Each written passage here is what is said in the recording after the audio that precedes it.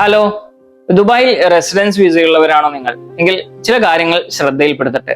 ഒന്നാമത്, നിങ്ങളുടെ Emirates I ഡിയിൽ ഏതെങ്കിലും തരത്തിൽ ഫൈൻ ലിങ്ക് ആയിട്ടുണ്ടെങ്കിൽ അതൊക്കെ നിങ്ങളുടെ വിസ റിന്യൂവലിന് മുമ്പ് തന്നെ തീർക്കുക. അല്ല എങ്കിൽ വിസ റിന്യൂ ചെയ്യുന്ന സമയത്ത് നിങ്ങൾ അത് പേ ചെയ്യേണ്ടി വരും. അനാവശ്യമായ ഡിലേകൾ വരാൻ സാധ്യതയുണ്ട്.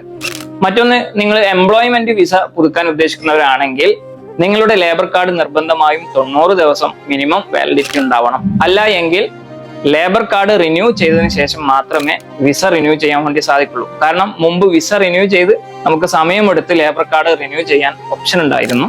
ഇപ്പോൾ അത് നിർത്തിവെച്ചിട്ടുണ്ട്. മറ്റൊന്ന്, നിങ്ങൾ ILOE ഇൻഷുറൻസ് നിർബന്ധമായും പർച്ചേസ് ചെയ്താൽ മാത്രമേ നിങ്ങളുടെ ലേബർ കാർഡ് ഇഷ്യൂ ചെയ്ത് കിട്ടുകയുള്ളൂ.